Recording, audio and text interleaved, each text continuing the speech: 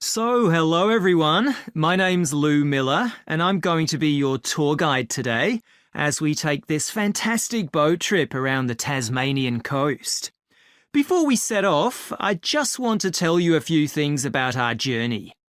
Our boats aren't huge, as you can see. We already have 3 staff members on board, and on top of that, we can transport a further 15 people, that's you, around the coastline. But please note, if there are more than 9 people on either side of the boat, we'll move some of you over. Otherwise, all 18 of us will end up in the sea. We've recently upgraded all our boats. They used to be jet black, but our new ones now have these comfortable dark red seats and a light green exterior in order to stand out from others and help promote our company. This gives our boats a rather unique appearance, don't you think? We offer you a free lunchbox during the trip, and we have 3 types. Lunchbox 1 contains ham and tomato sandwiches. Lunchbox 2 contains a cheddar cheese roll. And Lunchbox 3 is salad-based and also contains eggs and tuna. All 3 lunchboxes also have a packet of crisps and chocolate bar inside. Please let staff know which lunchbox you prefer. I'm sure I don't have to ask you not to throw anything into the sea. We don't have any bins to put litter in, but Jess, myself, or Ray, our other guide, will collect it from you after lunch and put it all in a large plastic sack. Before you hear the rest of the talk, you have some time to look at questions 15 to 20.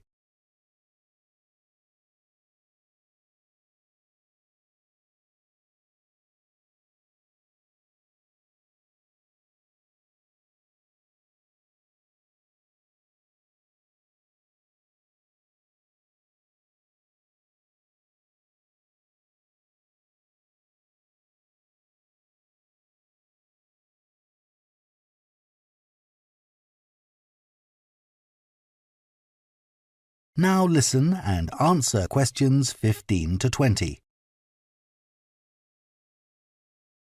The engine on the boat makes quite a lot of noise, so before we head off, let me tell you a few things about what you're going to see.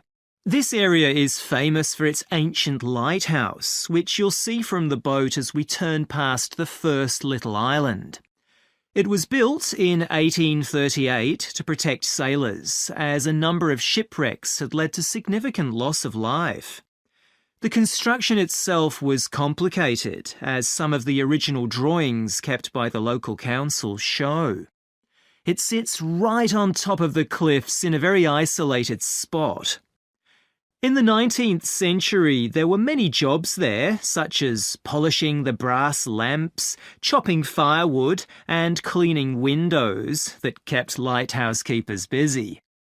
These workers were mainly prison convicts until the middle of that century, when ordinary families willing to live in such circumstances took over.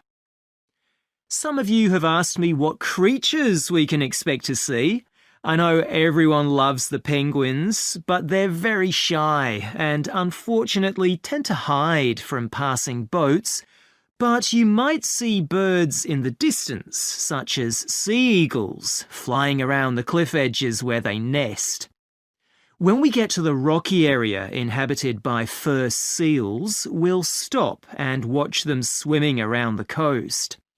They're inquisitive creatures, so don't be surprised if one pops up right in front of you. Their predators, orca whales, hunt along the coastline too, but spotting one of these is rare. Dolphins, on the other hand, can sometimes approach on their own or in groups as they ride the waves beside us. Lastly, I want to mention the caves. Tasmania is famous for its caves, and the ones we'll pass by are so amazing that people are lost for words when they see them. They can only be approached by sea, but if you feel that you want to see more than we're able to show you, then you can take a kayak into the area on another day, and one of our staff will give you more information on that. What we'll do is to go through a narrow channel past some incredible rock formations, and from there we'll be able to see the openings to the caves, and at that point we'll talk to you about what lies beyond.